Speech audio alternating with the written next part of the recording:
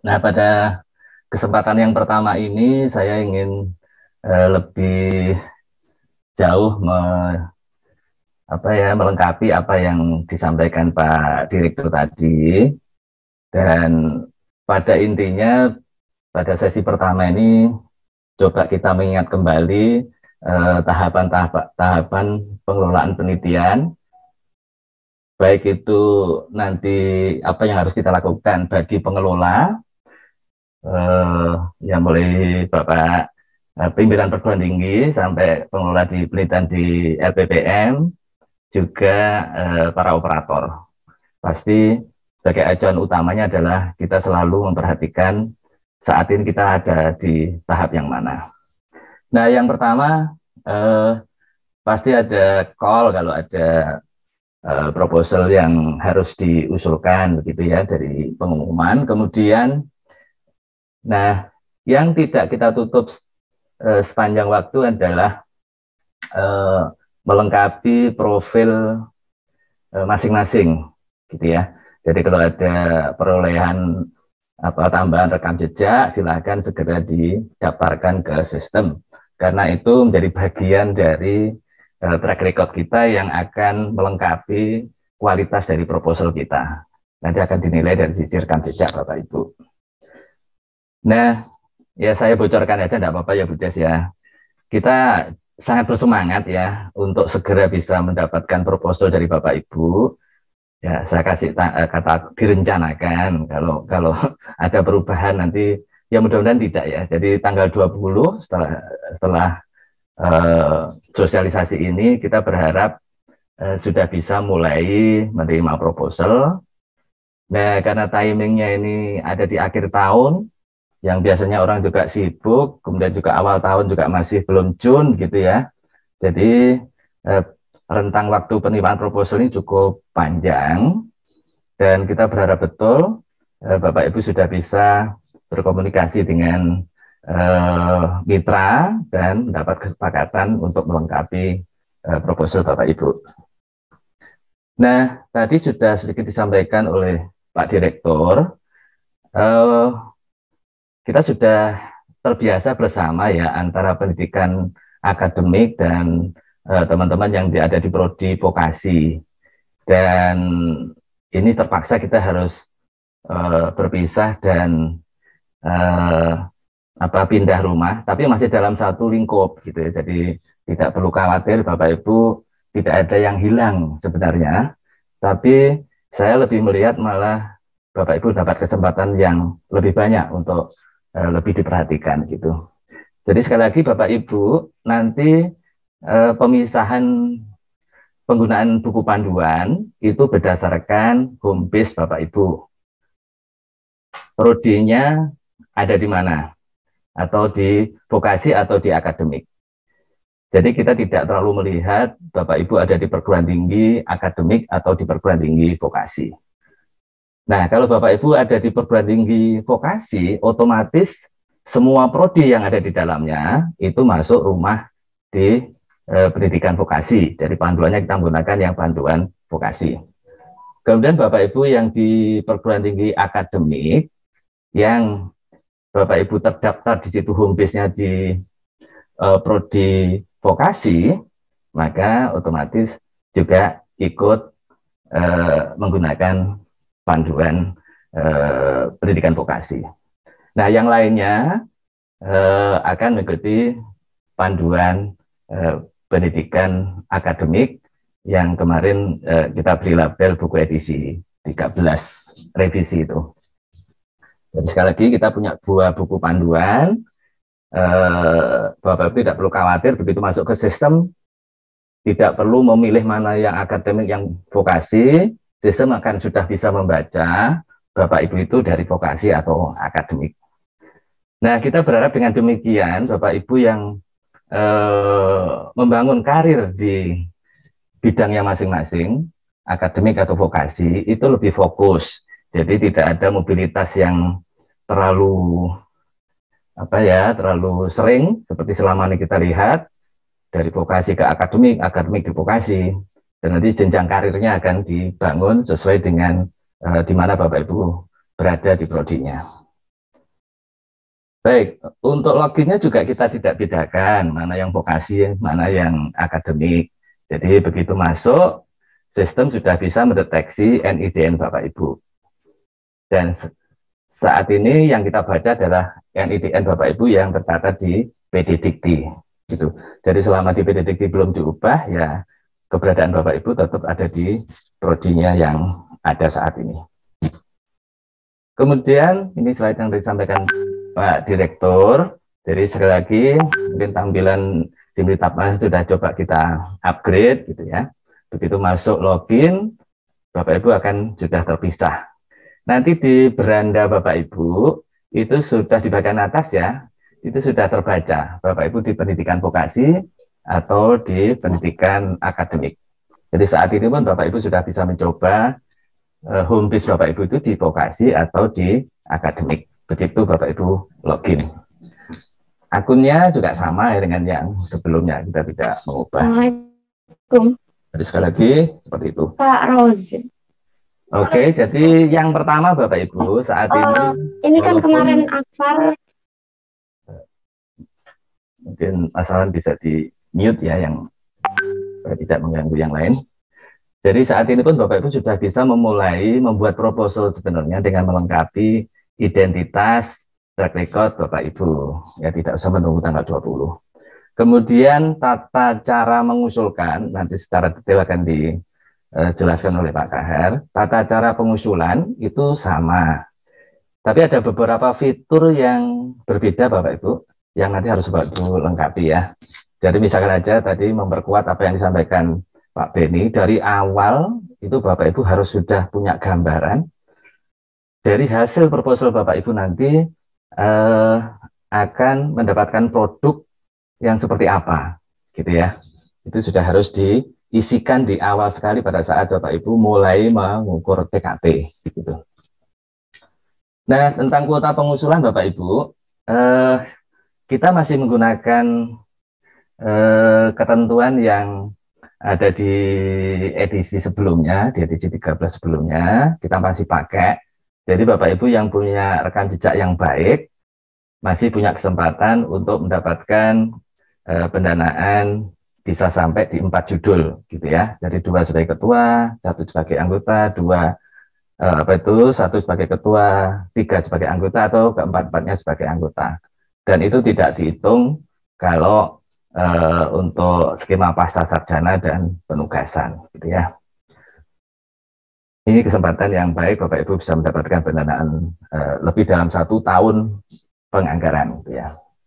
Nah, pintu untuk mendapatkan kuota 4 judul ini bisa pakai pintu rekam jejak publikasi, kemudian bisa juga perolehan kekayaan intelektual, kemudian juga kalau Bapak Ibu pernah mendapatkan karya monumental, kemudian yang terakhir kalau ini salah ya, nanti saya edit ya. Jadi yang keempat ini mestinya Bapak Ibu terlibat dalam penyusunan karya naskah akademik dan naskah urgensi. Nanti yang saya edit yang keempat ini. Oke. Nah, untuk yang publikasi sepintas saja syaratnya mungkin tidak seberat yang di akademik ya. Jadi kalau di akademik indeksnya 5, untuk Saintek itu kita turunkan 3. Itu aja yang berbeda, yang lain-lain sama ya. Mungkin juga yang sosial humaniora.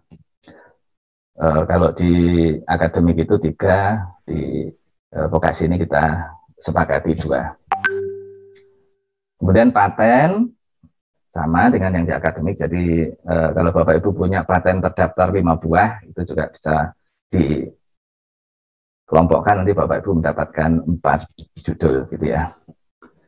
Karya monumental silahkan aja diisi di profil tadi, silahkan didaftarkan, nanti akan diverifikasi apakah Bapak Ibu betul-betul karya yang didaftarkan itu tergolong karya yang monumental. Termasuk yang terakhir ini tadi, kalau Bapak Ibu punya pengalaman sebagai tim penyusun naskah akademik yang ujungnya untuk undang-undang dan naskah urgensi yang produk realnya adalah peraturan daerah. Jadi kalau sempat atau pernah punya pengalaman di kedua aturan perundangan ini, Bapak Ibu bisa dicatatkan mendapatkan poin 4 judul usulan ini. Oke, skema tadi sudah banyak juga disampaikan Pak Direktur dan nanti akan diperdalam oleh Pak Saryono dan Bu Niar ya, skema penelitian. Tapi pada dasarnya, Bapak Ibu, semangat kita adalah dalam 3 hal ini ya. Yang pertama adalah menghidirkan penelitian-penelitian kita dan supaya lebih terarah gitu ya. Jadi dalam panduan kita saat ini, peran mitra itu menjadi sangat strategis dan kita perhatikan betul. Ya, jadi kualitas mitra itu tidak hanya sekedar memenuhi persyaratan administrasi, tapi betul-betul akan kita cek apakah mitra itu memang sebagai atau terlibat secara langsung dan sebagai pengguna dari hasil penelitian Bapak Ibu. Jadi nanti akan kita cek secara detail mitra yang Bapak Ibu daftarkan sebagai partner dalam penelitiannya. Kemudian juga aspek relevansi, tadi juga sudah sampaikan Pak Direktur, jangan sampai penelitian ini nanti produknya itu sudah jadi tapi tidak kompetitif dan tidak dipakai gitu ya. Kita tidak ingin ada produk hasil penelitian yang pada ujungnya masuk ke lembah kematian gitu ya. Kemudian juga Bapak Ibu bisa dari awal proses pengusulan itu betul-betul melihat kalau substansi penelitian Bapak Ibu itu punya potensi untuk dimasukkan dalam 5 tema ini, itu akan mendapat poin lebih. Mendapat poin lebih itu artinya nanti pada saat proses seleksi itu akan mendapatkan perhatian dan diberi poin gitu ya. Sehingga kemungkinan proposal itu bisa diterima itu lebih tinggi. Kemudian juga penelitian Bapak Ibu sebisa mungkin itu bisa mendukung program MBKM. Dan saat ini dalam proses pengusulan ini baru kita inventaris berapa kira-kira jumlah mahasiswa yang akan dilibatkan. Nanti secara teknis, kalau memang proposal Bapak Ibu sudah diterima, nanti akan kita minta rencana detailnya, misalkan nama mahasiswanya siapa, dan seterusnya, termasuk perannya ya. Kemudian cara kita menyusun skema, kita ingin menyederhanakan, dari skema kita coba sekarang jadi 3 saja gitu ya, dan itu kita kelompokkan berdasarkan TKT, yang nanti akan diperdalam oleh Pak narasumber berikutnya. Kemudian juga tata kelola kita sama ya Bapak Ibu, dari perguruan tinggi yang sudah madya ke atas, itu masih kita beri kesempatan untuk mengelola program desentralisasi, penelitian desentralisasi. Seperti itu. Nah, saya juga tidak ingin bicara terlalu banyak di sini, tapi yang paling penting ini Bapak Ibu ya, penelitian di teman-teman di pendidikan vokasi ini, itu fokusnya di penelitian terapan dan pengembangan. Itu agak membedakan dengan yang teman-teman akademik ya. Itu. Dan hasil atau luaran dari penelitian terapan itu kita harapkan nanti secara selektif bisa kita angkat ke penelitian pengembangan.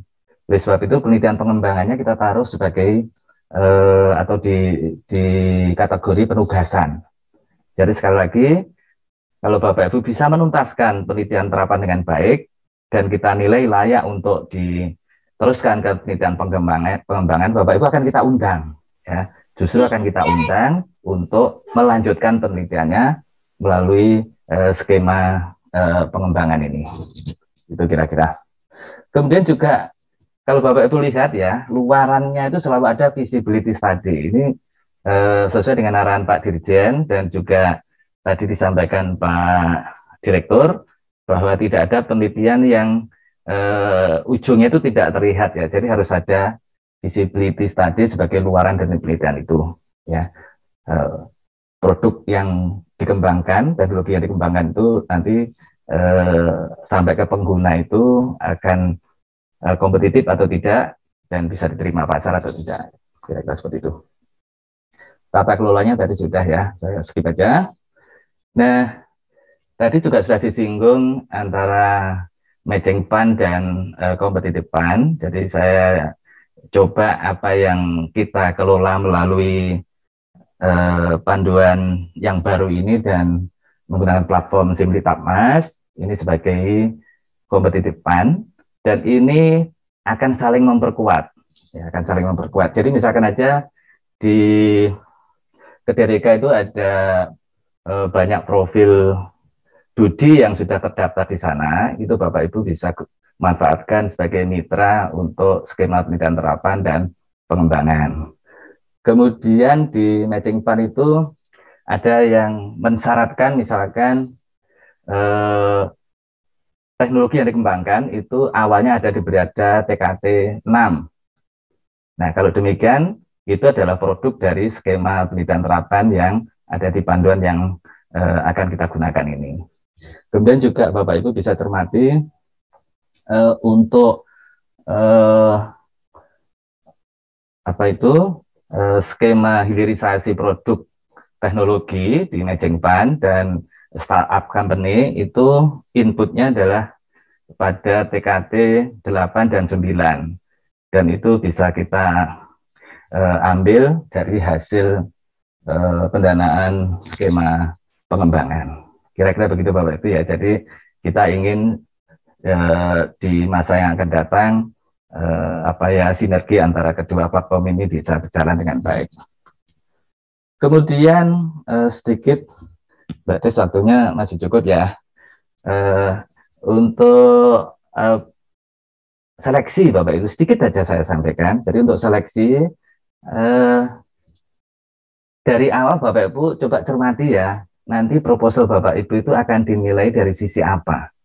Jadi misalkan aja ini untuk terapan atau pengembangan ya ini ya, itu ada poin A sampai K, itu tolong sebisa mungkin apa yang dinilai di situ dicermati betul dan disediakan di panduan Bapak Ibu.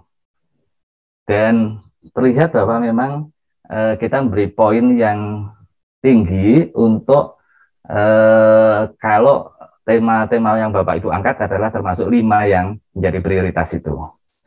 Kemudian juga bagaimana mitra yang Bapak Ibu gandeng itu berkualitas dan memang punya relevansi yang baik dengan substansi penelitian Bapak Ibu.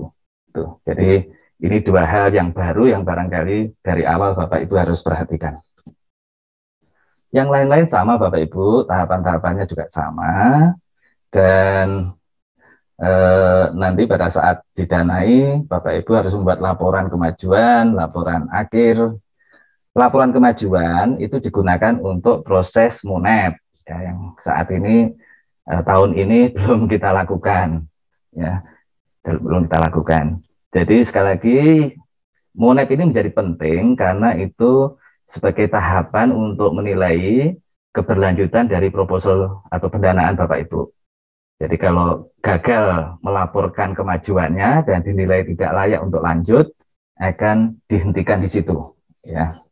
Nah, kita berharap ini bisa berjalan ya di teman-teman di pendidikan vokasi.